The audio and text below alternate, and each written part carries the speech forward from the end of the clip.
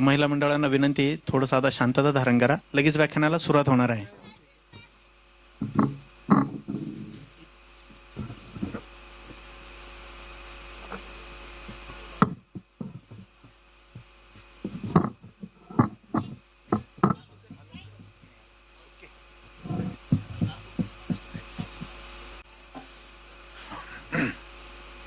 करू सुरुवात.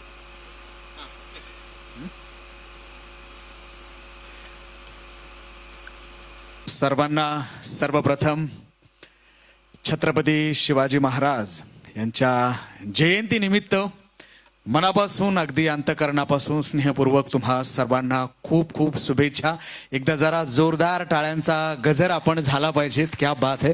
असा जोरदार टाळ्या जरा सगळ्यांच्या झाल्या पाहिजे. सगळ्यांचे एकदा जरा हात उंचावून आपण अशा टाळ सगळ्यांचा झाला पाहिजेत. आणि खरं तर खूप आनंद होत आहे. गोपालचं खूप मनापासून मला अभिनंदन करायचं आहे की आज ही आपण शिवजयंती का साजरी करतोय. शिवजयंती साजरी करण्या पाठीमागचा सगळ्यात मोठा उद्देश काय आहे, तर ह्या सगळ्या तरुणांनी मनावर घेऊन काहीतरी केलं म्हणजे आपण शिवजयंती साजरी करतो. आणि तुमच्या सगळ्यांचं मी मनापासून पुन्हा एकदा सहर्ष हार्दिक हार्दिक स्वागत करतो. रयतेचे राजे छत्रपती शिवाजी महाराज म्हणजे बघा, गाव असो, खेडा असो किंवा तांडा असो, गाव असो, कुठलं खेडा असो, तांडा असो किंवा आपलं छत्रपती संभाजीनगर असो, जालना असो, सांगली असेल, सातारा, कोल्हापूर, बारामती, मग किंवा पश्चिम महाराष्ट्र असू द्या, विदर्भ असू द्या, आपली राजधानी मुंबई असू द्या किंवा मग साता समुद्रा पार समुद्राच्याही पलीकडं माणसं असू द्या, आजचा हा दिवस मोठ्या आनंदात मोठ्या उत्सवात साजरा करतात. हा सगळ्यात मोठा सण आपल्यासाठी आहे. आणि मला सांगा, हा सगळ्यात मोठा उत्सव आहे, सगळ्यात मोठा सण आहे. म्हणजे माझ्या महाराष्ट्राची ओळख संतोषजी जर पहिल्या 2 वाक्यात सांगायची तर पहिलं वाक्य म्हणजे राष्ट्रमाता मा जिजाऊ साहेब आणि दुसरं वाक्य म्हणजे माझ्या तुमच्या सगळ्यांच्या काळजात अगदी आदराचं सन्मानाचं ज्यांचं स्थान आहे असे रयतेचे राजे छत्रपती शिवाजी महाराज. मी आपल्या सर्वांचं पुन्हा एकदा मनापासून स्वागत करतो. आणि खरं तर शिवजयंती आपण साजरी करतोय, आनंद यासाठी आहे. शिवजयंती साजरी करताना कुठेही आवाज नाही, कुठेही दांगोडा नाही, कुठेही धिंगाणा नाही. आमच्या सगळ्या माय माऊल्या समोर आहेत. आणि त्याच्या आधी आमच्या या लाडक्या 2-3 चिमुकल्यांनी जे पहिल्यांदा आपलं जे सादरीकरण केलं त्याला तोड नाही. म्हणजे खरं तर आजचा आपला विषयही तो आहे आणि सुरुवातही त्यांच्यापासून आहे. खरं तर म्हणजे बघा, काय प्रेरणा असावी, काय ऊर्जा असावी आणि काय अभिमान असावा हे पाहून कुणाकडे कळतं तर मला असं वाटतं छत्रपती शिवाजी महाराजांकडं. जेव्हा अंधार होता, अंधार म्हणजे बघा 1600चा काळ आठवा, 1200चा काळ आठवा, 1300चा काळ आठवा, 1400चा काळ आठवा, त्या काळामध्ये मोगलांची सत्ता आठवा आणि तो भीषण प्रसंग आठवा. आणि त्या प्रसंगामध्ये कुठलंही म्हणजे वडिलोपार्जित असणारं राज्य नाही, काहीच नाही. तरी पण एक बाळ जे स्वप्न बघतं, आणि हे स्वप्न कोण पाहतं तर राष्ट्रमाता मा जिजाऊ साहेब हे स्वप्न पाहतात की आपली माणसं आपल्यात लढतात आणि परकीय मोगल आपल्यावरती सत्ता गाजवतात. हे कुठेतरी थांबलं पाहिजेत. म्हणून मा जिजाऊ साहेबांनी संस्काराची पेरणी केली आणि 1630ला आज आपण जेवढा मोठा आनंद उत्सव साजरा करतो त्यापेक्षा सनई चौघड्यांचा निनाद घडघड वाजत असते. आणि शिवनेरी किल्ल्यावर किती मोठा तो उत्सव साजरा करत असाल याची आपल्याला कल्पना नसावी. जो आज आपण करतोय 1630 कुठे आणि 2023 कुठे, ही खऱ्या अर्थानं सगळ्यात मोठा आपल्याला माहिती नसेल, कदाचित हा असेल, पण रयतेचे राजे छत्रपती शिवाजी महाराजांनी चा जन्म झाला आणि तिथल्या फक्त 50 वर्षामध्ये जी कामगिरी झालं, जे देदीपान कामगिरी झाली, मग आजी असू द्या, मावशी असू द्या, आत्या असू द्या, कुठलीही असू द्या हो, पण छत्रपती शिवाजी महाराज म्हणले की आपोआप तुमच्या आदरानं मान झुकल्या जाते. हे रयतेचं खूप मोठं स्थान आहे. राजे म्हणजे काय सोपं नाही. म्हणजे काय म्हणतात ना की अरे पाठीवरती नाव कोरलंय छत्रपती शिवाजी महाराज, पाठीवरती नाव कोरलंय छत्रपती शिवाजी महाराज आणि छाताडावरती नाव कोरलंय छत्रपती संभाजी राजे. जीवाचा केला भंडारा, उधळला तरी बी येळकोट आणि नाही उधळला तरी बी येळकोट हे जेव्हा त्यांनी मरण पत्करलं, म्हणजे सोपं नाही बघा. अहो आपल्याला 2 किलोमीटर जर चालायचं तर आपल्याला गाडी लागती. बघा आग्र्याचा किल्ला कुठे असेल, कोकण कुठे असेल, उत्तर कुठे असेल, सुरत, ह्या प्रत्येक ठिकाणी राजे फक्त घोड्यावरती गेलेत. गुगल मॅप नव्हता किंवा हातात मोबाईल नव्हता. आणि माणसं कशी कमवली महाराजांनी? तर माणसं कशी कमवली संतोषजी? माणसं कशी होते? आधी लगीन कोंढाण्याचं, मग रायबाचं. आधी लगीन कोंढाण्याचं, मग रायबाचं. जीवाला जीव देणारी माणसं राज. आमच्यासारखी माणसं आधी तोफेच्या तोंडाला जाणार. तुम्ही लाखांची नाही तर कोट्यावधीचे पोषण द्यात, आधी तुम्ही सुखरूप पोहोचायचं. अगदी मरण छातावरती घेऊन आणि तळ हातावरती चालणारी माणसं कमवली होती छत्रपती शिवाजी महाराजांनी. अहो जात नाही, धर्म नाही, भेद नाही, 18 पगड जातीतली, दऱ्या खोऱ्यात सशासारखी, हरणासारखी, अगदी कडे कपारावरती फिरणारी ही सगळी माणसं गोळा केली छत्रपती शिवाजी महाराजांनी. आणि तेव्हा अगदी अंधारातून, ज्याला आपण प्रकाश म्हणूयात, तो त्या अंधाराला चिरत एक प्रकाशाची नवी वाट कोणी निर्माण केली तर या माझ्या महाराजांनी केली.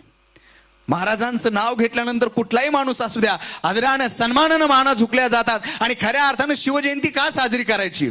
सगळ्यात मोठा उद्देश महाराजांवरती बोलण्या इतपत एकही माणूस असा नाही की महाराजांचा जन्म कधी झाला, काय कधी झाला. महाराजांचं कार्य एवढं मोठं आहे की तो सगळ्यांना तोंडपाठ आहे, प्रत्येकाला आहे. पण महाराजांची जयंती साजरी का करायची आहे?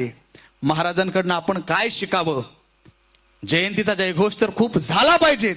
छत्रपती शिवाजी महाराज की आपण जय म्हणतो, पण खऱ्या अर्थानं छत्रपती शिवाजी महाराजांचं जे चरित्र आहे त्याचं पारायण आपण किती वेळा केलं? जेव्हा कधी आपण हताश होतो, निराश होतो, शेतकरी बांधव माझ्या समोर आहेत, कधी नापिकी होती, पीक हाताला येत नाही, त्यावेळेला आपल्याला असं वाटतं आता सगळं संपवलं पाहिजेत आपण. मग विचार करा, माझ्या राजानं जेवढे गड किल्ले होते ते ठेवलेले असे राजे म्हणजे कधी बघा, अनेक वेळा त्यांच्या आयुष्यात प्रसंग आले की आता शत्रूला सामोरं गेलं तर आपल्या सैन्याचं नुकसान आहे, आपले हार निश्चित आहे. तेव्हा छत्रपती शिवाजी महाराजांनी एक पाऊल मागे घेतलं आणि मग 10 पावलाची उडी मारलेली आहे, हे आम्ही शिकावं. त्यासोबतच आमच्या तरुण मित्रांनी या शिवचरित्रामधून काय शिकावं? व्यसन नाही. व्यसन आहे का? माझ्या एक तरी सुपारीचं तरी खांड असावं का तोंडामध्ये? बरोबर आहे का नाही? पण जयंतीमध्ये जेव्हा तोंडामध्ये सुपारी आहे, मावा आहे, गुटखा आहे आणि मग जेव्हा जयघोष दिला जातो तेव्हा मात्र मग कुठंतरी असं काळ झालं होतं, खरंच आपण शिवजयंती का साजरी करतो?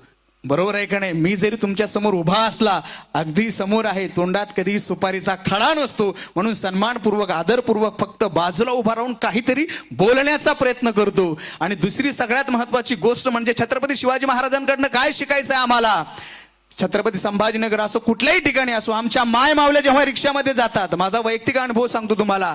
एक आमची कॉलेजला जात होती, छत्रपती कॉलेजला मुलगी, देवगिरी कॉलेज पासून आम्ही बसलो आणि रिक्षामध्ये 3-4 सीटं होती आणि 4 सीटं थोडेसे जरा ऍडजस्ट झाले. कॉलेजला जाणारी आमची ताई बाजूला होती, तिनं 4 सीट पाहिले आणि ती म्हणाली नाही दादा, रिक्षा पुढे घ्या. मग मला प्रश्न पडला की का? तर तिनं 4 माणसं आतमध्ये पाहिली, पलीकडे 4 होते. तर तो ड्रायव्हर रिक्षावाला म्हणतो तुम्हाला माहिती असेल की ताई, एक जणाला मी समोर घेतो, पण तरी ती म्हणाली नाही. का? तर रिक्षा चालवणारा माणूसच, पाठीमागं 4 जण बसले ते पण माणसंच आहेत. तर तिला कुठंतरी मनामध्ये शंकेची पाल चुकचुकली की नको बाबा जाऊ द्या, तुम्ही पुढे जा, मी अजून काय करते, मी दुसऱ्या रिक्षाला बघते. तर त्यावेळेला माझ्या मनात कुठेतरी विचार आला की अरे यार, आपण काही का होईना शिवजयंती आली की छत्रपती शिवाजी महाराजांची विचार पेरतोत, कुठेतरी 2 विचार सांगतोत. आज ते विचार आपल्याला अंगीकारायचे. तिला म्हणाल ताई माफ कर, पण तुला एक सांगू का, तू बिंदास इथं बस, तू इथं बस. ती येऊन बसली आणि मला एवढा आनंद वाटला, इतकं समाधान वाटलं. त्या दिवसापासून मला खरं सांगायचं म्हणजे एका मुलीनं तुमच्याकडं आदरानं, आधाराने बघावं की चला हे दादा सोबत आहेत ना, तर काही हरकत नाहीये, तिथपर्यंत पोहोचवण्याची जिम्मेदारी तुमच्यात असेल. तर मला वाटतं आपण त्या पारायणामधला एक अंश घेतलेला आहे. दुसरी सगळ्यात महत्वाची गोष्ट म्हणजे विषय आपला आजचा आहे आई हृदयाची हाक.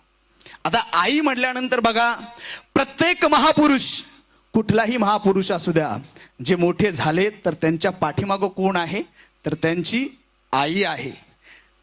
महाराजांच्या पाठीमागं कोण आहे, तर राष्ट्रमाता मा जिजाऊ साहेब.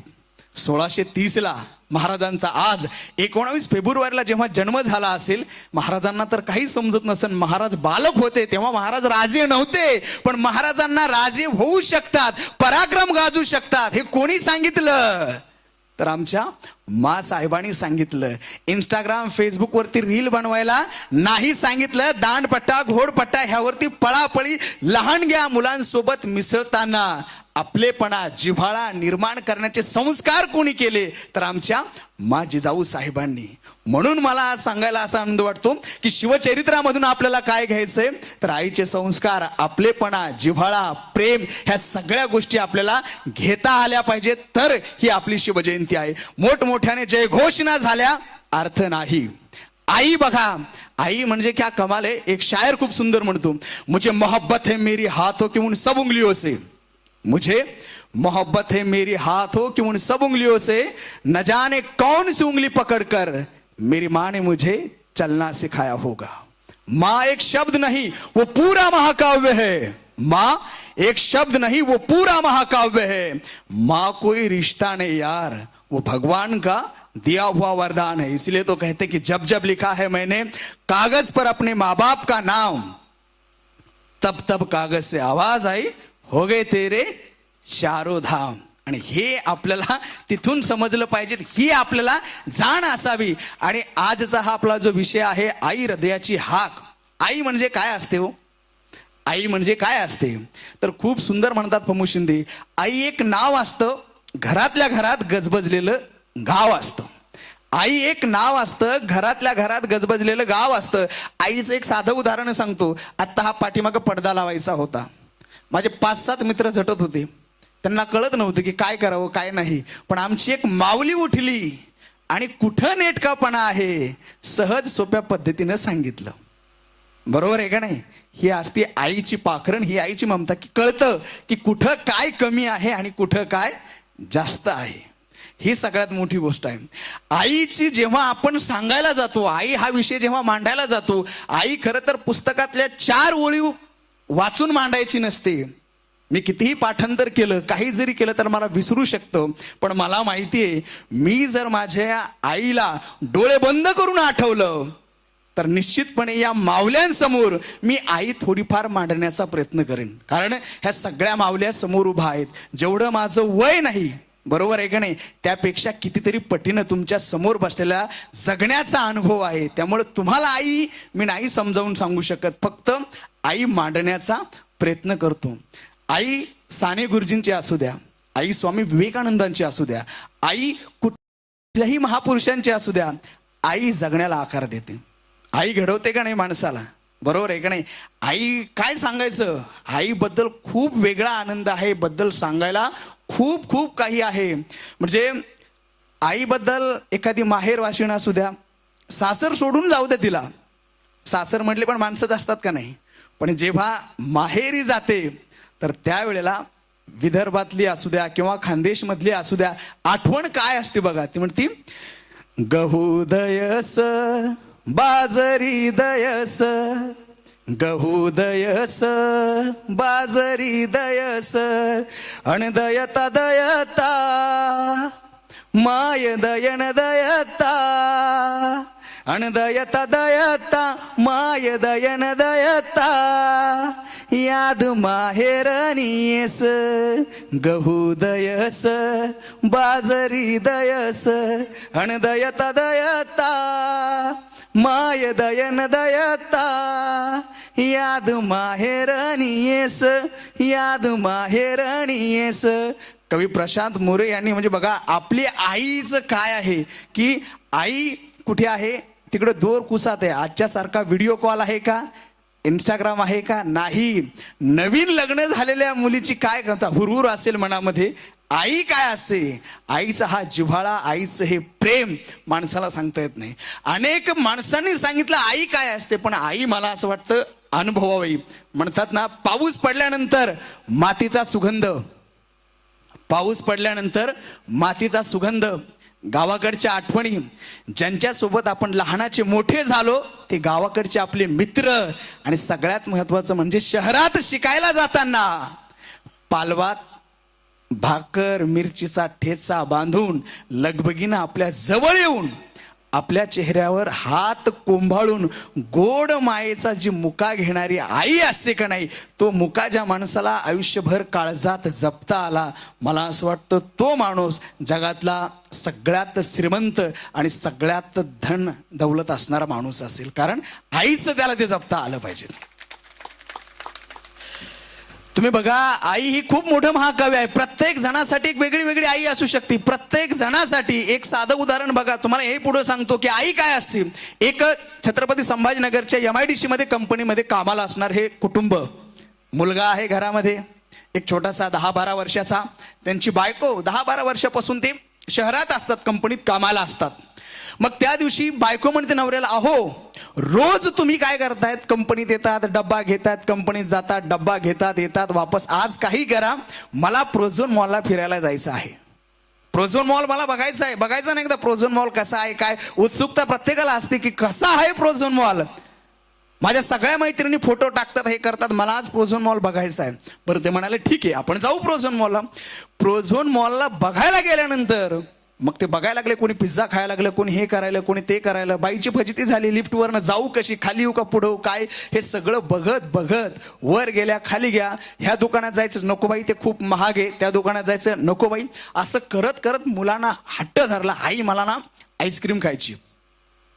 आईचं काळीज आहे ना, आईला वाटलं चला मी पहिल्यांदा आले, माझं लेकरू पहिल्यांदा आलं, हे मॉल बघून हरकलं विचार, त्याला काहीतरी, ती म्हणे जा पण लवकर ये. मुलगा गेला, आई शॉपिंग मध्ये मग्न, दोघेही मस्त मग्न, सेल्फी काढतायत, फोटो काढतायत, सगळं बघायला लागले की काय, गाव सोडून बऱ्याच दिवसानंतर कामाला गेले. आणि मग 1 तास झाला, आईला वाटलं पोरग का आलं नाही आपलं. 1 तास झाला, आईला वाटलं आपलं पोरग का नाही आलं, मग शोधाशोध सुरू झाली. 1.5 तास झाला, 2 तास झाले, मग आईला जरा कुठंतरी वाटायला लागलं की अरे पोरग हरवलंय बरं का आपलं. म्हणून मग त्या शोधाशोध करायला वॉचमॅनला म्हणाला, अहो तुम्ही ते पोरग पाहिलं का हो, फक्त 5-7 वर्षाचा आहे, त्याच्या अंगावरती लाल टी-शर्ट आहे, तुम्ही पाहिलं का, तुम्ही पाहिलं का. ह्याला त्याला शोधायला लागले. सगळे माणसं म्हणायला लागले अरे काय झाले, कुठे हरवला. वॉचमॅन म्हणाला अहो मी बघते. अहो ती म्हणाली तुम्ही वेडे झाले का, माझा मुलगा हरवलाय, मुलगा हरवला. आईच्या डोक्यात एक शंका खुलली की शहरात माणसं पोराला पळवतात, तिला असं वाटलं आपण काय करू, पटकन चला मॉल सोडून द्या, पोलीस स्टेशन मध्ये जाऊया, पटकन पोलीस स्टेशन गाठलं पाहिजे. पोलीस स्टेशन मध्ये गेल्या आणि सांगायला लागली, मोठमोठ्यानं रडायला लागली, अहो आम्ही इथं कामाला हो, आम्ही कधी गेलो नाही मॉलमध्ये, पण आज गेलो आणि आमचा मुलगा हरवलाय आणि असं असं, तुम्ही पटकन फोटो टाका व्हॉट्सअपला, सांगा इथे इथे गेलाय, तिथे गेला, हरवलाय हो. बाजूला हे सगळं बघत होती. आईचा एकदम आकांत चालला. नवऱ्याला म्हणते अहो तुम्हाला काही समजत कसं नाही, मठ्ठ सारखे उभा आहेत तुम्ही, काहीतरी लावा ना फोन कोणाला तरी, बघा ना. आई रडायला लागली, हंबरडा फोडायला लागली. कोपऱ्यात बसलेली पाहिली त्याला ती सगळे, अगदी त्या पोलीस स्टेशन मधले सगळे PI वगैरे सगळे बघायला लागले की ही माऊली का रडाली. अहो हरवला नाही, थांबा थांबा, अहो तुम्ही वेडे का. आई विसरली भान की हा PI आहे, पोलीस स्टेशन सगळ्याच्या अंडरमध्ये. अहो तुम्ही मला सांगू नका, माझा मुलगा मला पाहिजे. कोपऱ्यात उभा असणारा बाप काहीच करत नव्हता, फक्त खिन्नपणे बघत होता. आणि मग तिला पाणी दिलं प्यायला त्या माऊलीला, आणि अर्ध्या तासानं 2 लेडीज कॉन्स्टेबल त्या मुलाला घेऊन आल्या. जसा मुलगा पाहिला आईनं, जसा मुलगा पळत पळत आला, तुम्ही माऊल्या आहेत, तुम्ही कल्पना करू शकता ते काय भाव असेल.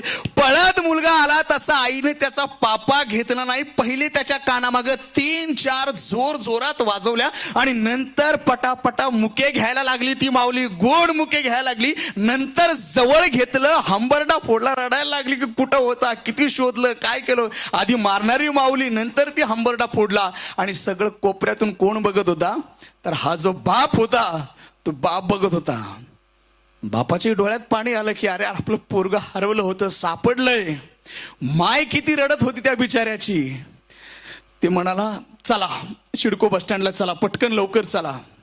बायको म्हणाले अहो तुम्ही डोक्यावर पडलात का, तुम्हाला अक्कल वगैरे आहे का, मला आता कुठंच फिरायला जायचं नाही, आपण सरळ रूमवर चला, आणि तुम्ही हे शिडको बस स्टँडला मला कशाला घेऊन आला, काय या गाड्यामध्ये. तो बाप म्हणणारा माणूस फक्त त्याच्याकडे पाहत राहिला. म्हणाला वेडे, तुझं पोरग 2 ते 3 तासापासून तुझ्यापासून दुरावलं, तर तुझ्या डोळ्याचे पाणी थांबणार, डोळ्याचे अश्रू थांबणार, मोठमोठ्याने हमरडा फोडायला लागली, रडायला लागली. मग विचार कर, इथं या शहरात गेल्या 8 वर्षापासून मी आलोय आणि माझी माय गावाकडं तशीच आहे. ना दिवाळी, ना दसरा, ना कुठला सण ती माझी वाट बघत असेल. तिची काय अवस्था झाली असेल. माऊल्यांनो, सांगायचं म्हणजे काय की बघा, ती माऊली आहे, ही माऊली आहे, बरोबर आहे का नाही. विचारातली तफावत आपल्याला समजता आली पाहिजेत, समजलं पाहिजेत का नाही की आईचं प्रेम, आईचं काळीज काय असतं, आईचा जिव्हाळा काय असतो. प्रत्येक ठिकाणी मला सांगायला असं वाटतं आईचं हे खूप आहे हो. आई म्हणजे सागरासारखं आहे, उपमा देऊ शकत नाही. आईला आपण सागराची उपमा दिली तर सागर हा खारट आहे, बरोबर आहे का नाही. आई खारट नसते कधी. आईला आपण चंद्राची उपमा दिली, चंद्र जरी शीतल असला तर त्यावरती कुठेतरी डाग आहे, लांछन आहे, पण माझ्या आईवर आहे का, नाही. म्हणून आईला उपमा काय द्यायची. कवी असे जर देश जरी फिरले तर आईचं वर्णन करणारे शब्द त्यांना सापडणार नाहीत. म्हणजे आईचा हा जिव्हाळा, आईचं हे प्रेम, अहो तुम्ही ह्या प्रत्येक याच्यातनं बघूया. छत्रपती शिवाजी महाराजांचा हा जो पराक्रम हिमालयासारखा आपल्याला दिसतो, मला असं वाटतं त्या पाठीमागे सगळ्यात मोठा वाटा कुणाचा असेल तर माझी जिजाऊ साहेबांचा. आणि आम्हाला चरित्रामधून काय शिकायचं तर आम्हाला फक्त हे शिकायचं की आपण काय करायला पाहिजेत आणि काय नाही करायला पाहिजेत. एक साधी गोष्ट सांगतो, तुमच्या सगळ्यांचे शहर मुलात असतात ना शिकायला, बरोबर आहे का नाही. आईचा फोन आला की आम्हाला टेन्शन असतं, कटकट असती. अरे तुला नंतर फोन करतो यार, आई तू फोन ठेव बरं, मला अभ्यासाला जायचं. आई तू नंतर फोन कर यार, बाई तुला नंतर फोन करतो मी, असं आहे तसं आहे, बरोबर आहे का. आई शब्द किती गोड आहे बघा. कुणी त्याला आम्ही म्हणतं, कुणी त्याला आम्ही जान म्हणतं, कुणी मम्मी म्हणतं, कुणी माय म्हणतं, कुणी आई म्हणतं, कुणी माऊली म्हणतं. ज्याला इंग्रजीत ते मम्मी म्हणतं. म्हणजे माय असो की मम्मी, काळजीची हमखास हमी, असा हा शब्द म्हणजे आई. ओलावा तोच आहे, भावनेचा ओलावा तेच आहे. झाडाला झोका बांधणारी आई असू द्या, ऊस तोड काम करणारी, तरी तिचं चित्त कुठं आहे, कोयता तोडता तोडता पुराजवळ. आणि लॅपटॉप वरती एखादी काम करणारी आमची भगिनी असू द्या, VIP सेक्टर मध्ये काम करणारी, तरीही त्या माऊलीचा जीव कुठं असणार आहे, आपल्याच पोरापाशी, बरोबर आहे का नाही. हे सगळ्यात मोठं आहे. मला एक असाच प्रसंग आठवला होता की आम्ही एका NSS शिबिराला आलो होतो आणि तेव्हा कॅम्ब्रिजच्या बाजूला एक आई खुरपत होत्या आणि त्यांना एक त्या शाळेतली शिक्षिका भेटली आणि तेव्हा त्या म्हणत होत्या की बाई तुझं किती चांगलं आहे. म्हणजे त्या 2 माऊल्या भेटल्या होत्या आणि एकमेकींचं कौतुक करत होत्या. ही जी गावाकडची माऊली होती खुरपणारी, ती सांगत होती बाई तुझ्या पोराची किती आहे. तिला वाटायचं कधीतरी कॅम्ब्रिज समोरून माझ्याही पोरानं उतरावं, वॉटर बॅग हातात घ्यावी, त्याच्या पाठीवर दप्तर असावं, माझ्याही लेकराचा मोठ्या ठिकाणी कार्यक्रम व्हावा, असं त्या आईला वाटायचं. आणि पण काय करणार, परिस्थिती गरिबीची. म्हणून मग तिने गाण्यातून सांगितलं, तुह पोर जाई शाळा हण मोठ्या बिल्डिंगात, हण मोह पोर जाई शाळा 4 खोल्यात. तुह पोर जाई शाळा मोठ्या बिल्डिंगात, अनमोह पोर जाई शाळा 4 खोल्यात. मटकून खाई कसा दुर्डीतील शिकल तर भाकरीचा घास, अन तुह्या पोराले बाई पारले अन चिप्साची गचव. काय सांगू बाई मह जन्माची चित्तर कहाणी, काय सांगू बाई मह जन्माची चित्तर कहाणी. ऐकलं तर येईल ग तुझ्या डोळ्यात पाणी. आहे आम्ही बिगारी, म्हणजे बघा ती माय माऊली काय म्हणती, बाप नाही त्याचा ग लय मोठा धनवान, दिस रात राबतो रानात अन भिजतो घामान. आहे आम्ही बिगारी अग उघड्यावर संसार, आहे आम्ही बिगारी अग उघड्यावर संसार. शिकत आमचं पोर साळा जीवाला धार, शिकत आमचं पोर साळा जीवाला धार. हे सांगताना त्या माऊलीचं आतड तुटत होतं की कुठेतरी माझ्या लेकराने शिकावं, मोठं व्हावं. बरोबर आहे की नाही? आई कुठलीही असू द्या हो, ह्या माऊली समोर आहे. आईचा काळ कोणताही असू द्या, आईची उपमा, आईचं मन, आईचं तेच असणार आहे. एका काय झालं म्हणजे बाळा काय होतंय, दोन माऊल्यांमध्ये भांडण सुरू होतं. दोन माऊल्यांमध्ये भांडण सुरू होतं. बघा आई ममता काय असते. माऊली दोन असू द्या, त्या दोन माऊल्यांमध्ये भांडण सुरू होतं. एक 3 वर्षाचा मुलगा होता. एक माऊली म्हणायची हा मुलगा माझा आहे, दुसरी म्हणायची माझा आहे, ती दुसरी म्हणायची नाही माझा आहे, ती म्हणायची माझा आहे. मग हे करत करत 4-5 लोक गोळा झाले. राज्याचा जो प्रधान आहे तर तो बघायला लागला की अरे यार काय भांडण चाललंय. तर ती म्हणते नाही हो प्रधानजी हा मुलगा माझा आहे, एक म्हणते माझा आहे. तर प्रधान म्हणाला मुलगा एक आहे, दोघींचा होऊ शकत नाही, आपण काय करू, याचा न्याय निवाडा करण्यासाठी आपण दरबारात जाऊया. दरबारात गेल्यानंतर राजा म्हणाला काय झालंय. तर ते म्हणाले हे एक मुलगा आहे आणि 2 आया आहेत, आता तुम्ही न्याय करा याचा. तर एक आई म्हणाली हा मुलगा माझा आहे, दुसरी म्हणाली हा माझा आहे. राजे म्हणाले एक काम करा, 2 आया आहेत ना, तर या मुलाचे 2 तुकडे करा, या मुलाचे 2 तुकडे करा. एकीला 1 द्या, एकीला 1 द्या. ज्या माऊलीचा हा मुलगा नव्हता, ज्या आईचा मुलगा नव्हता, तिला काहीच वाटलं नाही. पण ज्या आईनं 9 महिने 9 दिवस पोटामध्ये त्याला वाढवलं, त्याला सगळे स्वप्न पाहिले, त्या माऊलीच्या डोळ्यात घळकण पाणी आलं. ती म्हणाली मला नकोय, 2 तुकडे नका करू याच्यावाले, हा ज्या तिला राहतो ना तिकडे राहू द्या, सुखरूप राहील, खेळल वाढल, मोठा होईल, माझ्या नजरेसमोर तरी राहील, पण याचे 2 तुकडे करू नका. प्रधानजी म्हणाला न्याय कुठे म्हणाला. राजे म्हणाले मिळाला की न्याय. जी माऊली म्हणते त्याचे 2 तुकडे करू नका, तो आहे तसा त्याला नांदू द्या, खेळू द्या. म्हणजे ही माऊली आहे. कारण माऊलीच्या डोळ्यातून जे अश्रू येतात ते कोणाचे येतात का नाही. म्हणून मला सांगायचंय की गावाकडच्या सगळ्याच मित्रांनो ज्यांनी शिवजयंती आयोजित केली आहे, सगळ्यांची जबाबदारी आहे, माझी तुमची सगळ्यांची. आपण बघा ज्यांचं लग्न झालं असेल त्यांचं, माझंही झालं आहे, बायकोचं आपण खूप ऐकतो का नाही बायकोचं. बऱ्याच जणांनी माना अशा डोलावल्या.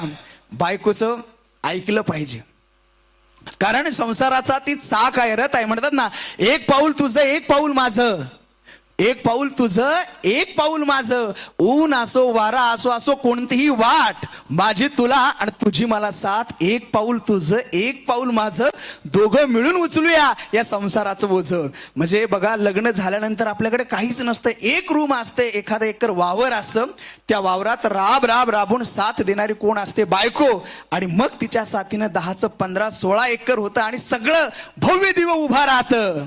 पण मला असं म्हणायचं हे आहे त्या माऊलीच्या कष्टाला सलामच आहे. कारण ती तुमची जरी बायको असली पण ती कुणाची तरी आई आहे, तुमच्या मुलाची आहे, म्हणजे त्या आईचाही आपल्याला सन्मान करता आला पाहिजे. पण ज्या घरात आपली माऊली आहे, आई आहे, आई बघा तुमचा केवढाही मोठा बंगला असू द्या आणि त्याच्यामध्ये जर तुमच्या म्हाताऱ्या आजीचा खळखळाट नसू द्या, किंवा ए पोराव दांगडं करू नका रे, तिकडे काय पळायला लागले, झाडाला पानं तोडू नका, असा आवाज जर येत नसेल तर मला असं वाटतं काही अर्थ नाही त्याला. कारण स्वामी तिन्ही जगाचा, आई विना भिकारी.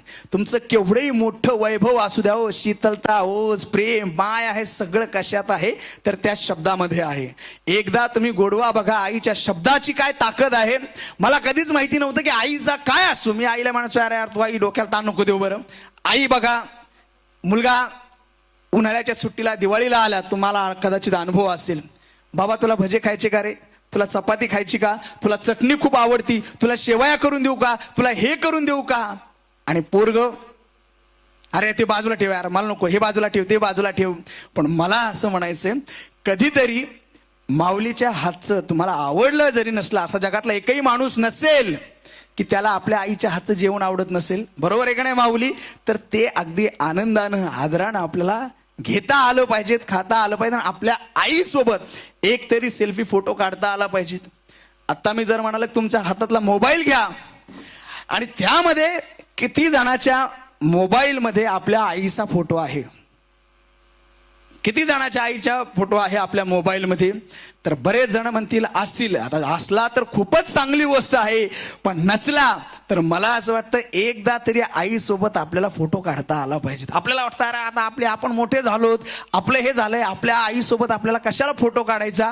अजिबात नाही. माझा प्रसंग सांगतो. मी छत्रपती संभाजीनगरला राहतो, हनुमाननगरमध्ये. माझी आई गावाकडून आली. तिला वाटलं आता पोराचा संसार बघावा. हे प्रत्येक आईचं स्वप्न असतं. प्रत्येक आईचं स्वप्न असतं की आपल्या मुलाचा संसार बघावा. माझी आई जालन्यावरून आली. तिच्या मनात एक हुरहुर होती की आता आपण पोराकडे चाललो, पण पोराची बायको कशी आहे? पोरग जरी चांगलं आहे, पण पोराची बायको कशी आहे? हा सत्य प्रसंग आहे. आणि गेल्यानंतर माझी आई आली. माझ्या आईला असं वाटलं मी 1 दिवस राहील किंवा 2 दिवस राहील. सुनबाई जर वर खाली दिसल्या तर पटकन आपली गुंज गाडी घेईल आणि गावाकडे जाईल. माझ्याही मनात धाकधूक होती की आता आपण तर सगळं करू, पण बायको जर एखादा शब्द खालीवर बोलली तर आई बिचारी बऱ्याच वर्षानंतर आपल्याकडे यायला लागली, तर ती गावाकडे जेव्हा जाईन तेव्हा वावरात कायम रडत राहिलं. कायम तिच्या डोळ्यात राहिलं यार काही जरी केलं आपण, पण तिला असं वाटलं काहीतरी खटकलं. मग मला असं वाटलं की काय करावं, पण चमत्कार घडला त्या दिवशी. माझ्या बायकोला मी काहीही सांगितलं नाही. म्हटलं बघूयात आता काय होतं. पण माझ्या आई आल्यानंतर माझ्या आईचा दवाखाना करून गेला. आता याच्याही पुढचं तुम्हाला किस्सा सांगतो. जेव्हा तिचं चेकअप झालं तर 3,000 रुपये बिल झालं. 3,000 रुपये बिल. माझ्या माऊलीच्या आशीर्वादाने मी चांगले पैसे कमवतो, मी तिचं बिल देण्यालायक होतो. पण माझ्या आईची माया, माऊलीची माया होती. माझ्या आईनं पिशवीतून 500च्या नोटा काढल्या आणि तिला वाटलं पोरग शहरात राहतं, रूम भाडं आहे, सगळ्या गोष्टी आहे, नवीन लग्न आहे, धकतं नाही धकतं. माझ्या डोळ्यात पाणी आलं की म्हटलं आपण एवढे मोठे झालो तरी आपली माय आपला विचार करते की आपल्या पोराचं भागतं नाही भागतं. म्हणजे हे माझ्या आईचं सगळ्यात मोठं पण आहे. घरी आल्यानंतर गणपती होता. माझ्या बायकोनं नवी साडी नेसली, मी नवे कपडे घातले. माझ्या बायकोनं पाहिले की माझ्या आईच्या साडी अंगावर जुनीच साडी आहे. बायको पटकन गेली कपाटातली नवी तिच्या लग्नाची पैठणी आणली आणि आईला म्हणली आई तुम्ही नेसा. आई नेसून आली. इंस्टाग्रामवरती रील लावला, आमच्या पप्पाने गणपती आणला, आमच्या पप्पाने गणपती आणला. आणि गणपती माझ्या आईच्या हातात, मी आणि बाजूला माझी बायको. तो व्हिडिओ इंस्टाग्रामवरती टाकून दिला, व्हायरल झाला, बऱ्याच ठिकाणी गेला. पाहुण्या रावण्यांचे फोन यायला लागले, तुला पटत का ग? ते हातात घेतला, हे करायला लागली, हे करायला. ती म्हणजे बाई मी नव्हते करत, सून करत होती बाई. पण त्या याच्यामध्ये तिचा जो आनंद होता, तिचा जो गगनात मावत नव्हता की माझ्यासोबत माझी सून आहे व्हिडिओमध्ये, माझा लेख आहे आणि हे व्हिडिओ 4 लोक बघतात. तिला त्याचं वापरू नाही वाटलं इंस्टाग्रामवरती कुठं होता, 4 लोक काय म्हणतील. पण तिच्या मनात हे आनंद, हा समाधान होता की माझ्या लेकाचा मी संसार बघायला आले आणि त्यानं मला लय दिलं, हे आनंद आहे. माझी आई 10 दिवस राहिली. त्याच्यानंतर जी घरी गेली तर अजूनही तिला कुठली सलाईनची बाटली लावायची गरज पडली नाही. म्हणजे सांगायचं मला काय की आपण काहीच करू शकत नाही हो. जगातला कुठलाही माणूस असू द्या, तो कोणत्याही देवाला मानणारा नसू द्या, कोणत्याही देवाला, कितीही नास्तिक असू द्या, पण संतोषजी जगातला एकही माणूस असा नाही की जो आपल्या आईचं देव पण मान्य करणार नाही. ही आपल्या आईची सगळ्यात मोठी थोरवी आहे. आईचा हा सगळ्यात मोठा आनंद आहे. आणि सगळ्यात महत्वाचं म्हणजे काय, आई हे महाकाव्य काय काय हो महाकाव्य. आपण आईच्या शब्दात खूप वर्णन असतात, खूप बोलतात. साने गुरुजींची श्यामची आई एकदा तुम्ही वाचा. श्यामची आई वाचा आणि मग त्यामधून कळतं की आपल्याला हे काय काय धडे आहेत, काय हे सगळ्या गोष्टी आहेत. हा एक सगळ्यात मोठा आनंद आहे. म्हणजे हे सगळं ज्या ज्या माणसाला जमता आलं ना, त्या माणसाला आपल्याला कळता आलं पाहिजे. माऊली अजून एक म्हणजे असं म्हणतात की आई कसली असू द्या, कुणाची आई काळी असू शकते, कुणाची आई गोरी असू शकते. आईला सौंदर्य असतं का? अजिबात नाही. आईला सौंदर्याची परिसीमाच असू शकत नाही. आई ही आईच असते. आई अडाणी असू दे, असं कोण म्हणतंय अडाणी आहे? जगाचं सर्व तत्वज्ञानाचं माहेर घर म्हणजे कोण आहे? तर ती आई आहे. आई सारखं मॅनेजमेंट कुणाला करता येणार नाही. म्हणजे बघा समोर आमच्या माऊल्या आहेत. घरात इकॉनॉमिक्स म्हणजे काय, कुणाकडून शिकावं तर यांच्याकडून शिकावं. येणाऱ्या काळाची म्हणजे पाहुणे येणार आहेत आमच्या माऊलीला माहिती असतं. आपल्याकडे ऐन टायमाला आपली परिस्थिती गरिबीची आहे, तर एखादी पाहुणी आली तर तिला चोळी बांगडी करता यावी, एखादी साडी आपल्या कपाटात असावी. म्हणून शिल्लकचे पीस 2-4 साड्या ठेवणारी कोण असती? ही आमची माऊली. म्हणजे इकॉनॉमिक्स काय असतं, सेव्हिंग काय असतं, घरातलं हे सगळं. म्हणजे बघा, उरलेलं वाया कधी जाऊ देणार नाही, कधीच जाऊ देणार नाही. कुठलीच माऊली असू द्या शेवटला खाईल. का? तर ते दिवस असतात, ते पाहिलेलं असतं, भोगलेलं असतं. म्हणून मला एवढंच म्हणायचं आहे की आईबद्दल कितीही जिव्हाळा असू द्या, कितीही प्रेम असू द्या, ते व्यक्त करता आलं पाहिजे आपल्याला. आईबद्दल तुमचं प्रेम आहे ना, तुम्हाला व्यक्त करता आलंच पाहिजे. आई गेल्यानंतर नाही. आई गेल्यानंतर कितीही तेरावा केला, काही जरी केलं तर त्याला काही अर्थ आहे का? बरोबर आहे का नाही? एका आईचे 3 मुलं होते. 2 मुलं गावाकडे राहायचे, 1 मुलगा शहरात राहायचा. मुलाला असे आई म्हणायचे, अरे मला बघायचं रे तुला, एकदा ये तू गावाकडं, एकदा ये गावाकडं. मुलगा म्हणायचा, अरे नाही, जरा ऑफिसची मीटिंग आहे, मी दिवाळीला येतो.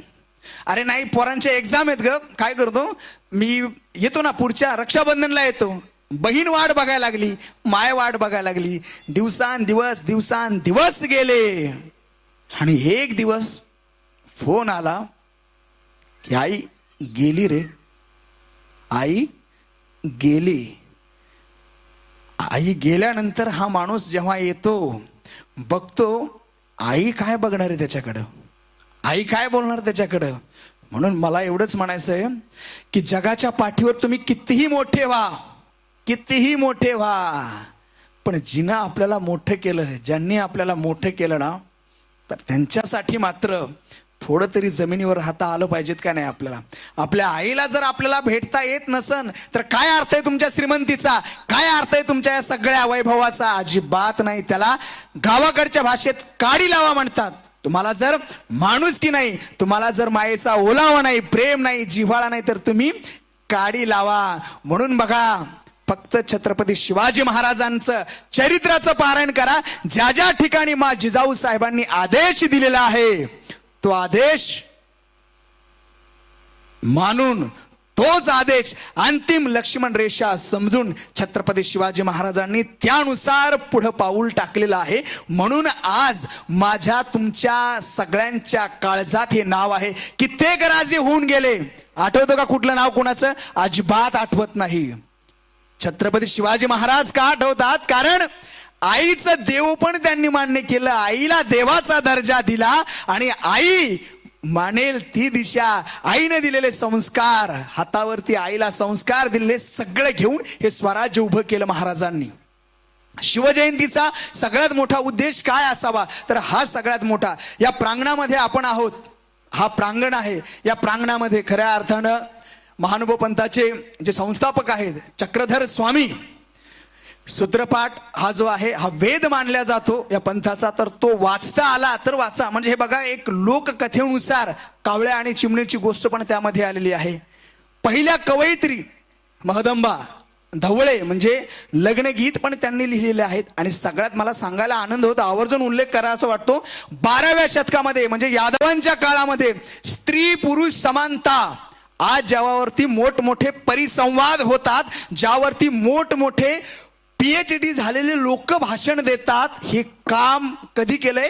12व्या शतकात. आमच्या मावल्यांना आदराचं, सन्मानाचं, समानतेचं स्थान कोणी दिलं? तर महानुभव पंथाचे संस्थापक चक्रधर स्वामी यांनी हे कार्य केलं. म्हणजे तिथून कधी कधी मायेचा गोडवा, प्रेमा, आपुलकी कधीतरी कुणामध्ये आपल्याला ओलावा निर्माण करता आला पाहिजे, ते प्रेम आपल्याला देता आलं पाहिजे. ती माणसाचा खऱ्या अर्थाने जिव्हाळा आहे.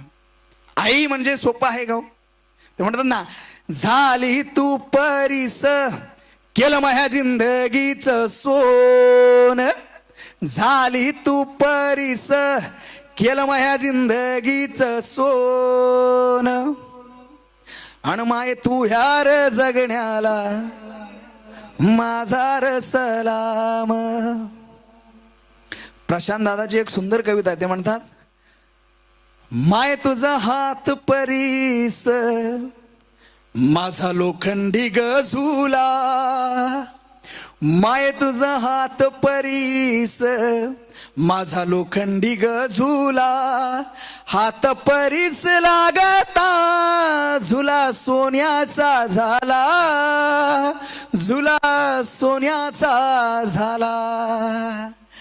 आईबद्दल एकही असा कवी नसेल की त्यानं कविता केली नसेल, आणि एकही मुलगा असा नसेल की ज्याला आपली आई कविता म्हणून वाटली नसेल. प्रत्येकाला असं वाटतं माझ्या आईबद्दल मी कधीतरी लिहावं, बोलावं. हे सगळेच सन्माननीय मान्यवर आहात, कारण खऱ्या अर्थानं आई, मी सांगत होतो की आई हृदयाची हाक काय आहे, आई एका शब्दात मांडता येणार नाही, कारण आई हे महाकाव्य आहे. कितीही लेखक आले, कितीही विद्वान आले, तरीही त्यांच्या ज्ञानाचा समुद्र कुठे ना कुठेतरी आटणार आहे. समुद्र मी वारंवार आठवतो का, कितीही मोठा समुद्र असू द्या, आईचं वर्णन त्याला करता येणार नाही. एक मुलगा होता, आई शाळेतून आला की मोठ्याने चिडायचा, आई तू का शाळेत आली नाही, आई तू का शाळेत येते, का शाळेत येते. आई म्हणाली का रे बाबा. आई, मुलाची आई आंधळी होती. तो म्हणायचा अगं आई तू शाळेत आली की मला सगळे चिडवतात की तुझी आई आंधळी आहे, तुझी आई आंधळी आहे, तुझी आई आंधळी आहे. ती म्हणायची अरे बाळा मुलगा हुशार आहे अभ्यासात, 10वीला पहिला नंबर येतो मुलाचा, पेपरात फोटो येतो. तो आईला म्हणतो आई सत्काराच्या वेळेला तू नको येऊ बरं. आईच्या डोळ्यात पाणी येतं की अरे मी तुझ्यासाठी सगळं केलं आणि सत्काराच्या वेळेला नको नको नको, तू आंधळी आहे मला खपणार नाही. आई बाजूला जाऊन त्याचा सत्कार सन्मानाचा सोहळा बघते आपल्या लेखाचा. 10-5 वर्ष होतात, कालांतरानं मुलाचं लग्न होतं. लग्न झाल्यानंतर पण तो आईला म्हणतो आई तू पाहुण्यामध्ये इकडे तिकडे फिरू नको बरं का, 4 लोकांमध्ये येत जाऊ नको, माझी इज्जत कशी तरी होती, मला काय तर चांगलं वाटत नाही. ते चांगलं वाटत नाही त्याला, वाटायचं तो सांगायचा की त्याला सांगायचं हेच होतं की तू आंधळी आहे, तू समोर येऊ नको. नवीन लग्न होतं, त्याला असं वाटतं की बायको शहरात आल्यानंतर तो म्हणतो तू येऊ नको. तिला वाटायचं माझ्या लेकराचा मला संसार बघता यावा, कधीतरी माझ्या आईला बघावं, कधीतरी माझ्या लेकाचे हे नातरुंड आहे बघावे, इकडं तिकडं काय करतात काय नाही. पण तू म्हणायचा आई तू नको, आई नको. आणि एक दिवस आई गेल्याचं कळते, गावाकडे येतो, त्याला असं वाटतं यार आपली आई गेली, जाऊ द्या बरे काय आले म्हातारी एकदाची का होईना गेली, सारखी आंधळी इकडे येणार होती तिकडे येणार होती, इकडे येणार होती तिकडे येणार होती, शेवटी गेली. सून तर त्याहून जास्त खुश झाली, बरे म्हातारी परत परत यायला नको. पण ज्या दिवशी तो घरी गेला त्यानं काहीतरी जुने कागदपत्र होती, कार्यकाळ खूप काही मोठा नव्हता, पण त्यामध्ये फाईलीमध्ये त्याला असं वाटलं बघूया काय 7-12 कुणाच्या नावावर आहे, म्हातारीच्या नावावर काही गुंठा बिंठा आहे का, अजून काही एखादं दोन इकडे तिकडे आहे का, किंवा काहीतरी डिपॉझिट केलं असेल म्हातारीने. चेक करत होता की आपल्या पाठीमागं ही जगत कशी होती. पण जेव्हा ते पाहिलं, रद्दी उघडली, त्याच्यात 2-4 असे डॉक्युमेंट्स होते हॉस्पिटलची. त्यामध्ये कळालं, त्यांनी पाहिलं याच्या डोळ्यातून घळाघळा पाणी येत होतं. तर ते काय होतं माहितीये का माऊली, आई आंधळी नव्हती, मुलगा हा अपघातात आंधळा झाला होता. म्हणून त्या माऊलीनं लहानपणी आपला एक डोळा त्याला दिला होता. जन्मभर त्याच्यासाठी राब राब राबली, एका डोळ्यानं राहिली, लोकांचा अपमान सोसला, आणि ज्याच्यासाठी सोसला त्यानं 2 शब्द गोड बोलावे हेही तिच्या नशिबाला आलं नाही. शेवटी ढसा ढसा रडायला लागला, मोठमोठ्याने हंबरडा फोडला, कितीही मोठं गोड जेवण केलं, किती 4 लोकांना आदर सन्मान केला, तरी सर येणार आहे का, नाही. म्हणून जोपर्यंत आहे माय, हे त्रिकालवादी सत्य आहे की माणूस पृथ्वी तलावर कायमचा कोणीच आला नाही, मी असो तुम्ही असो, पण माईची सेवा माणसाला करता आली पाहिजे. माय तुसडी आहे, बोलती कधी कधी रागानं, तुला समजत नाही ह्याला समजत नाही, पण जपता आलं पाहिजे. नाहीतर काय होतं, ते म्हणतात ना, गेला दिस माथ्याड गेली माय मातीआड, गेला दिस माथ्याड. आई जेव्हा आपल्या घरातून जाते तेव्हा घर पोरकं होतं. म्हणजे बघा, एखादा गाव आहे, गावात जत्रा भरलेली, जत्रेत सगळे लेकरं बाळ सगळे बागडतात, हसतात, खेळतात, सगळं करतात.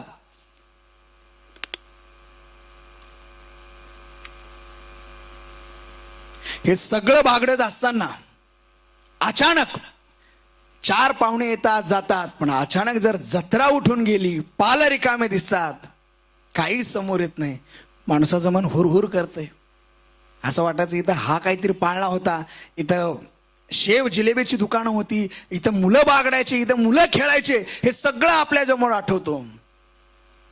विचार करा, ज्या माऊलीनं उभी हयात आपल्यासाठी घातली, ती माऊली जेव्हा घर सोडून जात असेल तेव्हा काय वाटत असेल. म्हणून आई जोपर्यंत आहे तोपर्यंत जपा, नाहीतर कितीही व्याख्यान करा. मी इथं व्याख्यान करायचं आणि माझ्या आईला बोलायचं तू अशी आहे, तू तशी आहे, काय फायदा आहे. बरोबर आहे का नाही. तुमच्या सारख्याने येऊन माझ्या पाठीमाग 5 जोडाची चपला हाणले पाहिजे सगळ्यांच्या समोर. बरोबर आहे का नाही. बोलणारे भरपूर माणसं बोलतात की आईबद्दल. मी आजही माझ्या आईला 2दा जरी फोन लावला तर तिची एकच तक्रार असते माझ्याकडं, तू फोनच घेतला नाही, तू फोनच लावला नाही, तुलाही मोठा झाला, तुला असं झाला, तुलाही तसा झाला. पण आईला 2 दिवसातून का होईना 1दा 2दा माझा फोन असतो, कारण मला माहिती आहे माझ्या आईनं माझ्यासाठी काय केलेलं आहे. आईची ऋण कुठलाच माणूस फेडू शकत नाही. मी कितीही जरी म्हणलं मी माझ्या आईला प्रोझोन मॉलला फिरवायला नाही, अरे काय प्रोझोन आहे, तिच्या कितीतरी पल्याड ती आहे माऊली. तू करून करून काय करणार आहे. एखादा पिक्चर दाखवशील, फोटो काढशील, हे करशील, नाही. तिनं जे सोसलंय ते तुम्हाला सोसता येईल का. म्हणून जे आहे तोपर्यंत. म्हणून मी म्हणत असतो, पाण्यासाठी तळमळली ती, उंबऱ्यावरती व्याकुळली ती, पाण्यासाठी तळमळली ती, उंबऱ्यावरती व्याकुळली ती, थेरडीच हे ओझ जड, दुःखाला येते कड, गेला दिस माथ्याड, गेली माय मातीयाड, गेला दिस माथ्याड.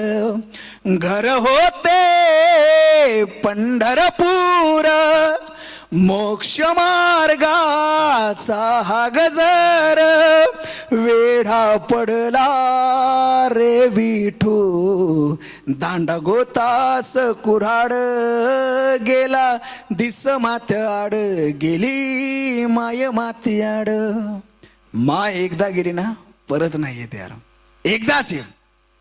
आयुष्यातला प्रत्येक क्षण एकदाच जसा जातो तशी माऊलीची माया पुन्हा पुन्हा येत नाही.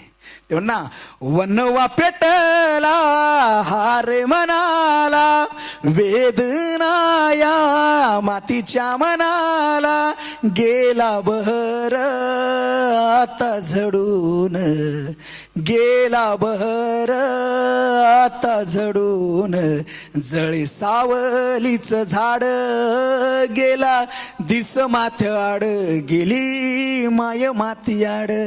आजकाल वृद्धाश्रम खूप जास्त वाढायला लागले.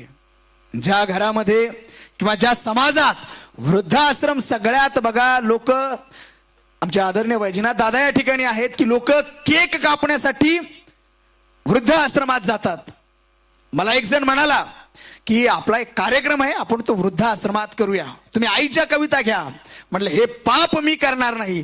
तुम्हाला पाप कस काय ते, सगळे आजी आजोबा सगळेजण बसलेले आहेत, त्यांना तुम्हाला कविता सांगायची आहे, त्यांचं मनोरंजन होईल. म्हटलं दादा हे पाप आहे. ते म्हटलं कसलं पाप. म्हटलं त्यांना मी त्यांच्या मुलाबाळाच्या कविता गाऊन दाखवायच्या, ज्यांनी समुद्र पार केलाय, ज्यांनी मुलासाठी सगळं सर्वस्व बहाल केलं, आणि त्यानंतरही ते जर वृद्धाश्रमामध्ये येतात, तिथे येतात आणि मी त्यांना कविता सांगायच्या, म्हणजे त्यांच्या दुःखाच्या खपल्या काढण्यासारखं आहे. हे पाप माझ्याकडनं होणार नाही. देता आला तर मी त्यांना आनंद देईल. हा विषय सोडून मला काहीही सांगा. कारण सगळ्यात मोठं दुःख, एखाद्याचं कौतुक तुम्ही करा पण कुणासमोर करा? एखाद्या मुलाचं कौतुक कुणासमोर करायचं? ज्या मुलानं आपले आईबाप वृद्धाश्रमात टाकले त्याचं कौतुक करायचं? अजिबात नाही. म्हणून की हे सगळं दुःख एकदा फक्त डोळ्याने माणसानं पाहावं की अरे यार, वृद्धाश्रमामध्ये जे काका काकू आजी आजोबा हसतात त्यांच्याकडे एकदा बघा, मग माणसाला काय वाटतं. ते म्हणता वृद्धाश्रमाच्या अंगणी माय, वृद्धाश्रमाच्या अंगणी माय, काढते रांगोळी होळी झालेल्या जिन्याचा तिचा अंधार दिवाळी, पाणी भरते नभाला तिच्या डोळ्याची कावड, पाणी भरते नभाला तिच्या डोळ्याची कावड, गेला दिस माथ्याड गेली माय माती आड, गेला दिस माथ्याड गेली माय माती आड, गेला दिस माथ्याड. जसा दिवस माथ्याआड जातो तशी आई माथ्याआड जाते. म्हणून होईल तेवढी सेवा, होईल तेवढं तिचं ऋण फेडण्याचा आपण फक्त प्रयत्न करू शकता. ऋण तुम्ही लोन फेडू शकतात, घर हप्त्यावर घेतलं त्याचं लोन फेडू शकता तुम्ही, फ्रीजचं, टीव्हीचं, मोबाईलचं, एखादा ट्रॅक्टर घेतला, एखादा लोडिंग काही घ्या त्याचं तुम्ही लोन फेडू शकता. आईचं लोन, आईचं हे ऋण आयुष्यात कुठलाच माणूस फेडू शकत नाही. म्हणून मला एकच म्हणायचं आहे, आई हा शब्द काळजात साठवायचा आहे. आईवरती भाषण द्यायला, आईवरती पुस्तकं वाचून कोणीही बोलेल, पण मला असं वाटतं आई जर आपली आठवायची, एकदा फक्त डोळे बंद करायचे, आपल्या आईनं आपल्यासाठी काय केलं हे ज्या ज्या माणसाला आठवतं ना, म्हणजे बघा आपोआप डोळे पाणवतात. रागाच्या भरात आपण कधी कधी आपल्या आईला बोलून जातो, नकळतपणे रागावतो, शिवी देतो. अरे कितीही राग येऊ द्या, म्हातारपण जर झालं तर बघा लहानपणी आपण काय काय नाही केलं, मग उतार वयात म्हणजे म्हातारपण एक बालपणच आहे. ज्या खोड्या आपण बालपणी करायचो तेच म्हातारपणात करायचे. कधीतरी शब्द जास्त होतात, म्हातार आपल्याला कुरकुर वाटायला लागतं, बरोबर आहे का नाही? हे करू नका, ते करू नका, पण तेच शब्द थोडं सौम्यपणानं आपण किती वेळा ओरडायचो? रात्री 12 वाजले तरी तुम्ही लहानपणी तुमचं पोट दुखड, मूडशी होईल, काहीतरी होईल, 2-2, 3-3 वाजता तुम्हाला दवाखान्यात घेऊन जाणार. पण तीच वेळ आपल्या आईवर आली, आपल्या वडिलांवर आली तर आपलं डोकं सटकते. यार दिवसभर काम केलं नाही, ह्या म्हाताऱ्याला जरा दम निघाना, जरा निघाना, इकडे चाल तिकडे चाल, इकडे चाल तिकडे, आत्ता गोळ्या दिल्या. मग विचार करा, आपल्या लहानपणी ते जर म्हणले असते अरे याला आरडू द्या, काय आरडायचं, तर हे ओरडलं असतं का शेवटपर्यंत? म्हणून नाही. आपणही तेच आहोत, आपणही तसेच आहोत, फक्त जागा माणसाला चेंज करता आली पाहिजे, समजून घेता आलं पाहिजेत, हाच सगळ्यात मोठा ठेवा आहे. अहो भगवान श्रीकृष्णांनी खूप लीला केल्या, खूप खोड्या केलेल्या आहेत, पण आईने समजून घेतलंच का नाही? बरोबर आहे का नाही? पार्थ अर्जुन धनुर्युद्ध आपण ज्यांना म्हणतो, पण तो सर्वश्रेष्ठ कधी झाला? आईचे संस्कार घेऊनच पुढे गेला का नाही? आणि रयतेचे राजे छत्रपती शिवाजी महाराजांचा हा जन्म उत्सव आपण मोठ्या थाटामाटात साजरा करतो, त्याचाही सगळ्यात मोठा हा हेतू आणि उद्देश काय आहे? म्हणजे सोपं नसते हो. एक शिकारी होता, तो शिकारी डप वाजवत होता, छानपैकी डप वाजवत होता, आणि एक हरणाचा पाडस त्याच्याकडे यायचं रोज दुपारी सावलीत आणि लांब राहायचं, हा वाजवायचा. शिकाऱ्याला वाटलं की हा माझ्या वाजनाचा, मी जे वादन करतो, मी जे डफ वाजवतो त्याची याला ताल आवडती, म्हणून हा येतो. एक वेळा झालं, 2 वेळा झालं, लोककथा आहे, 1 वेळा झालं, 2 वेळा झालं, 3 वेळा झालं, तर ते म्हणाला की हे आवडतं का तुला वाजायचं? आवडतं. पुन्हा वाजवायला लागला, ते जवळ जवळ यायला लागलं, आणि शिकारी म्हणला खरंच आवडतं का तुला? तर तो म्हणाला आवडत नाही, पण त्याची कातड आहे ना, तर ते माझ्या आईचं कातड आहे. म्हणजे ह्या लोककथेमधून आपल्याला हा अर्थ येतो की आपल्या आईबद्दल, आपल्या आईचा जिव्हाळा, आपल्या आईचं प्रेम माणसाला मांडता आलं पाहिजे, शब्दात व्यक्त करता आलं पाहिजेत. आणि खऱ्या अर्थानं तुम्ही शिकलेले असात किंवा नसू द्या, PhD करून जर तुम्ही आईला शिव्या देत असाल तर तुमची PhD ती गटारात फेकून द्या. पण काहीच न शिक्षण घेता जगण्याचा जीवनाचा अनुभव तुमच्या गाठीशी आहे, पाठीशी आहे. आणि तुमच्या आईला घेऊन जर तुम्ही संभाजीनगर सारख्या शहरामध्ये अडखळत जरी असलात पण तरी तुम्ही जगातले सगळ्यात ग्रेट पुत्र आहात. श्रावण बाळ त्याचं उदाहरण आपल्याला सगळ्याला माहिती आहे. म्हणून मला एवढंच सांगायचंय माऊल्यांनो, आदर सन्मान कुणाकडून शिकावा? जेवढ्या तुम्ही चांगल्या माऊल्या आहात, राष्ट्रमाता मा जिजाऊ साहेब यांचं चरित्र एकदा तरी वाचलं पाहिजेत आपण. बरोबर आहे का नाही? आपण गाथेचं पारायण करतो, आपण सगळे पारायण करतो. कधीतरी राष्ट्रमाता मा जिजाऊ साहेब यांचं चरित्र एक दिवस का होईना, शिवजयंतीला का होईना, सकाळी सकाळी एकदा माऊल्या तुम्ही वाचा आणि मग कळेल काय संघर्ष असतो आणि काय भव्य दिव्यता असते. आजचा हा आपला विषय, आई हृदयाची हाक. आई खरं तर काळजाचं गाणं असतं. प्रत्येकाच्या काळजाचं हे गाणं असतं. आणि आईबद्दल जितकंही बोलावं तितकंही सांगावं, कुठेही कमी पडणार नाही. म्हणून श्यामची आई असू द्या किंवा तुमची आई असू द्या, एखाद्या जयपूर मधल्या मुलाची आई असू द्या किंवा आई कोणतीही असू द्या, आई सगळीकडे सारखी आहे. तिचा चेहरा एकच आहे. कुठल्याही कवीनं, इंग्रजी मधल्या कवीनं आईवरती कविता करू द्या, विदर्भातल्या कवीनं करू द्या, कुठलेही करू द्या, आईचा कवितेचा तोंडवाळा एकच येणार, चेहरा एकच येणार. कारण चेहरा बदलेल पण आईचा मोल, आईचं प्रेम, आईचा ओलावा तोच असणार आहे. सगळा पाचपोळ सर खूप सुंदर म्हणतात, हंबरून वासर आले चाटते जवा गाय, तवा मले तिच्या मंदी दिसते माझी माय, दिसते माझी माय. म्हणजे बघा, हंबरून वासर आले चाटते जवा गाय, तवा मले तिच्या मंदी दिसते माझी माय, दिसते माझी माय. म्हणजे एखादी गाय, आपण शेतकरी आहेत, गाईचं वासरू जर वारलं, नाही राहिलं तर बुजगावण्यासारखं शिवतात. मी लहानपणी बघायचो आमचे आजोबा, आणि ते तसंच समोर मांडायचे अंधारामध्ये. आईला मुका प्राणी आहे, बरोबर आहे का नाही? गाईला वाचा आहे का? नाही. पण आईचं काळीज आहे, ममता आहे, भाव आहे. तिला असं वाटायचं की माझं लेकरू आहे, म्हणून आपोआप पाहणा फुटायचा तिचा. हे जगातलं सगळ्यात मोठं तत्वज्ञान आहे. कुणी सांगितलं का? नाही. का? बुजगावणे. तिला माहितीये का आपलं बाळ नाहीये, आपलं वासरू नाहीये, पण बुजगावणं आहे, हेच आपलं लेकरू आहे. आपोआप पाहणा फुटतो. म्हणजे काय? हे सगळ्या, म्हणजे मी हेच म्हणतो, जगातील सर्व तत्वज्ञानाचं माहेर घर म्हणजे काय आहे तर आई आहे. अहो, घार आकाशात असू द्या पण चित्त कुठे तिचं? पिलाभाशी. वानरीन बघाव, या झाडावरून त्या झाडावर, त्या झाडावरून ह्या झाडावर जाते, पण तिचं पिल्लू कुठे आहे? तिच्या पोटाजवळ आहे. आणि पिल्लू किती सुरक्षित आहे की त्याला असं वाटतं आपली आई आहे. आई सोबत असल्यावर बघा तुम्ही, थांब रे, भांडण होऊ द्या, तू 2 मिनिटं थांब, माझ्या मम्मीला घेऊन येतो, माझ्या आईला बोलून घेतो, मग बघतो याकडे सोय. म्हणजे सोय गमतीचा भाग नाही, कोणीतरी भक्कमपणे आधार आहे. अहो, घरात नवरा असला आणि मुलाच्या मधात कोण राहतंय तर आई.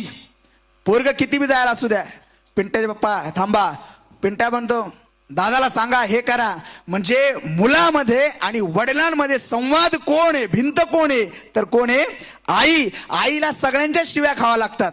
पोरग म्हणतो तुला काय समजत नाही, त्यांना मी 1000 वेळा सांगितलं, तो म्हणतो तुला समजत नाही, पोराला तू नीट शिकवत नाही, हे करत नाही. म्हणजे आई सगळ्यांचं सोसते, सहन करते. म्हणजे सगळा डाटा कुठे येतो तर या माऊली जवळ येतो. म्हणून आईबद्दल जेवढंही बोलावं तेवढं कमी आहे, कारण हे महाकाव्य आहे. प्रत्येक शब्द लिहा, सोनेरी अक्षरानं भरलेलाच असणार. प्रत्येक आईची तुम्ही कथा वाचा, प्रत्येक आईबद्दल बोला. आईचा हा जिव्हाळा, आईचं हे प्रेम माणसाला कधीही कमी होणार नाहीये. म्हणून मला एक पुन्हा सांगायचं आहे की शिवचरित्रामधून आपण काय शिकावं तर शिवचरित्रामधून आई आणि वडिलाबद्दल असणारा आदर, सन्मान आपण शिकावा. शिवचरित्राकडून आपण काय शिकावं तर खऱ्या अर्थानं की कसं वागायचं हे आपण शिकावं. छत्रपती शिवरायांच्या या सगळ्या जीवन चरित्रामधून आपण काय शिकावं? कितीही हताश होऊ द्या, कितीही निराश होऊ द्या, 1 वेळा नापास होऊ द्या, 2 वेळा नापास होऊ द्या, 3 वेळा नापास होऊ द्या, पण संघर्ष केल्यानंतर माणसाला यश मिळतं, हे चरित्रामधून आपण शिकावं. तुमच्या सोबत कोणी असो किंवा नसो, एकट्यानं जर ठरवलं, 4 सवंगडी जर सोबत असले तर माणूस इतिहास घडवू शकतो, हे महाराजांच्या चरित्रातून शिकावं. आपल्या अवतीभोवतीचा मित्र परिवार कसा असावा, हे या चरित्रातून आपण शिकावं. बरोबर आहे का नाही? नाहीतर तुमच्या आमच्या सारख्या जर 100 रुपये फोन पे मागितले, रोज जयपूरला एका गाडीवर जाणारे जे 2 माणसं आहेत, एकाच दुकानात कामाला जातात, फक्त दुसऱ्याने म्हणा 100 रुपये दे 2 मिनिटं, हे म्हणतो नाही फोन पे मध्ये बॅलन्स नाही, आत्ताच्या हवाल्याची उधारी दिली. बरोबर आहे का नाही?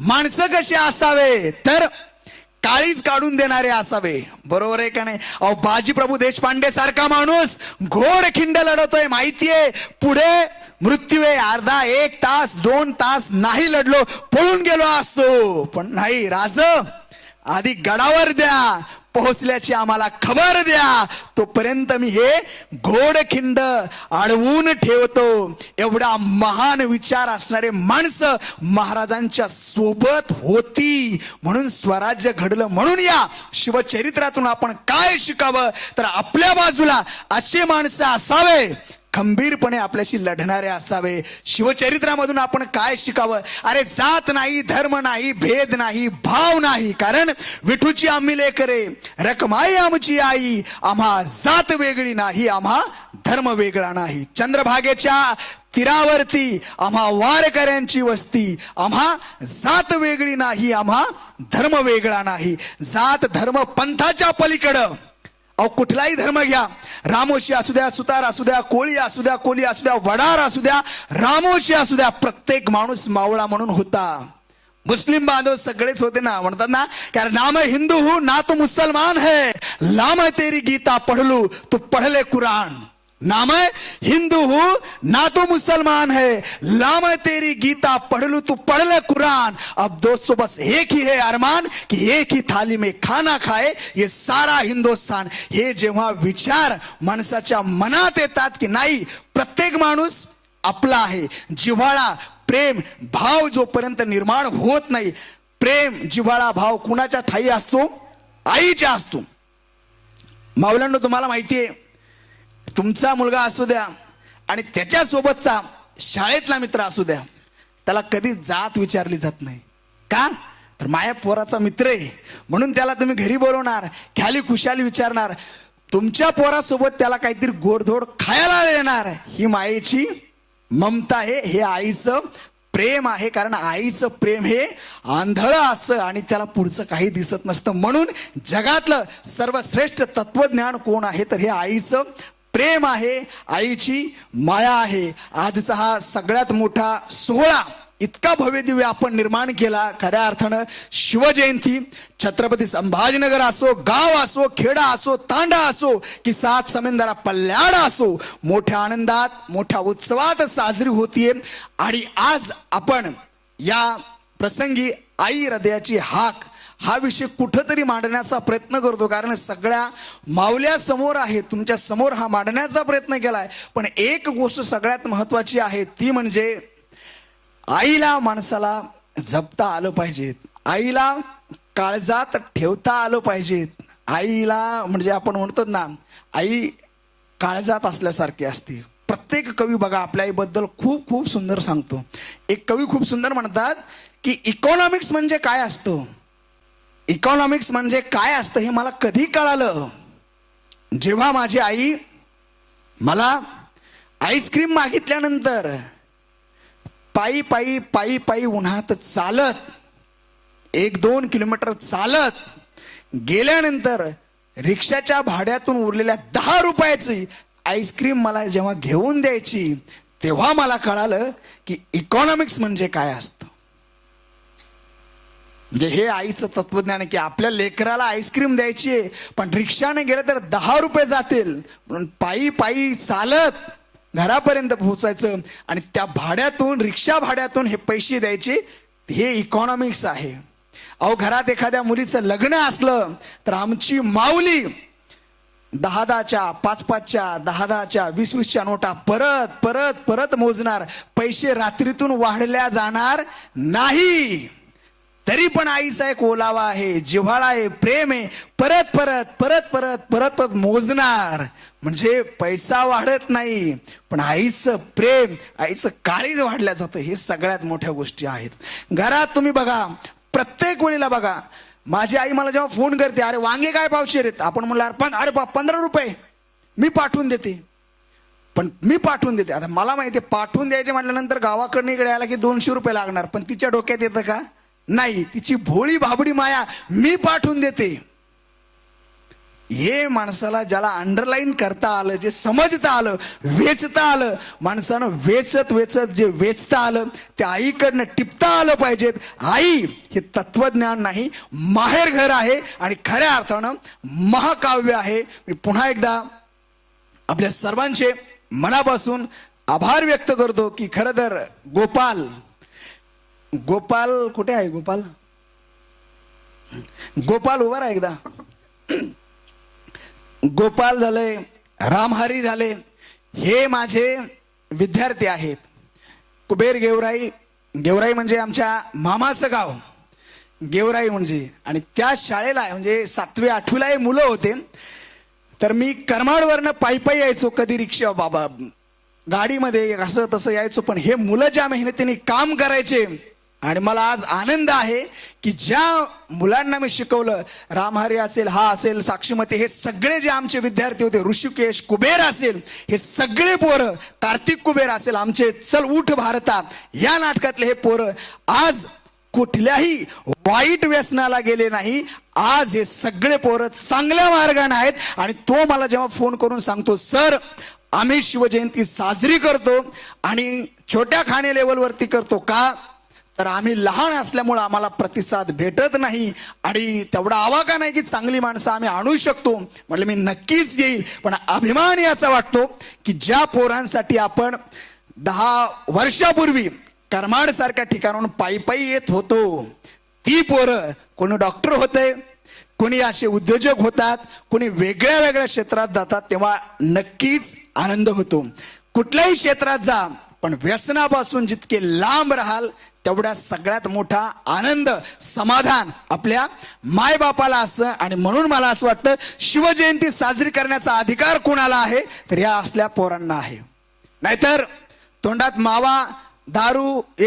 वैजनाथ दादा एक असा किस्सा सांगतो तुम्हाला. संभाजीनगर मधला एक आयोजक होते, फुल पिऊन आले आणि चिठ्ठी दिली, महाराजांचं गाणं घ्या म्हणे, महाराजांचं ना गाणं घ्या.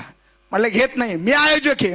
म्हटलं आयोजक जरी तुम्ही असाल तर मागणी तसा पुरवठा करायला आम्ही काय तुमचे बांधील नाही. हा महाराजांचा विचार आहे, महाराजांची बैठक आहे आणि हे आम्ही तुम्हाला सांगायचं, तुम्ही आम्हाला नाही सांगायचं. तर हे तत्वज्ञान पाळणारे हे पोरं आहेत. एकदा जोरदार टाळीने आपण त्यांचं कौतुक करूया. खूप अभिमान वाटला. पुढच्या वर्षी याही पेक्षा मोठा उत्सव आपल्या सर्वांच्या सहकार्यानं ते साजरा करतील हीच अपेक्षा आहे. आणि शिवचरित्रामधून आपण हेच घ्यायचं असतं. शिवचरित्र अखंड ऊर्जा स्त्रोत आहे.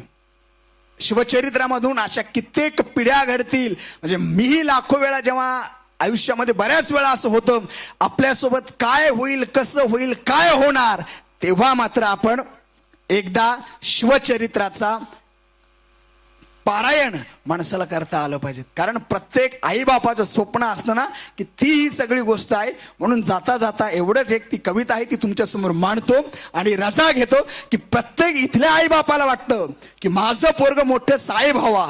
जे जिजाऊ साहेबांनी स्वप्न पाहिलं होतं की माझ्या बाल शिवबानं काहीतरी इतिहास घडावा आणि हे जे मोगलांची जी सत्ता आहे ती उलथवून लावावी.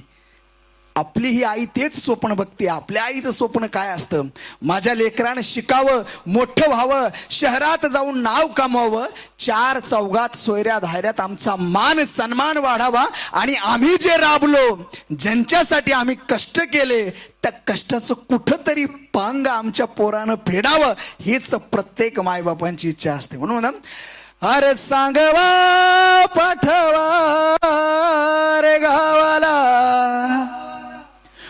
पोर झालं म्हणाव साहेब, अरे सांगवा पाठवा रे गावाला,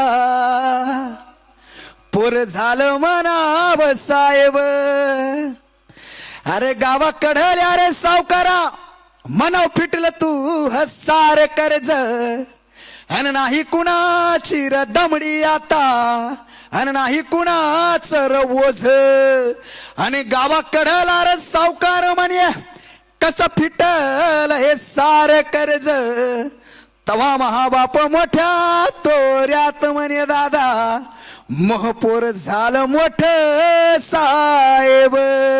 साहेब होण्याचं हे भाग्य प्रत्येक आईच्या वाट्याला येऊ, प्रत्येक आईनं साखर वाटावी आपल्या पोराच्या यशासाठी, कौतुकासाठी. ह्याच सगळ्या अपेक्षा ठेवून आपल्या सर्वांची पुन्हा एकदा रजा घेतो आणि पुन्हा एकदा आपल्या सर्वांना या आजच्या दिवसाचा, प्रत्येकानं क्षणाचा आपण सोहळा केला. या महाउत्सवाच्या म्हणजे माझ्या तुमच्या सर्वांच्या काळजामध्ये जे नाव आदरानं सन्मानानं अभिमान घेतल्या जातं असे नाव म्हणजे रयतेचे राजे छत्रपती शिवाजी महाराजांच्या चरणी पुन्हा एकदा सन्मानपूर्वक मानाचा मुजरा करतोय. आपल्या सर्वांची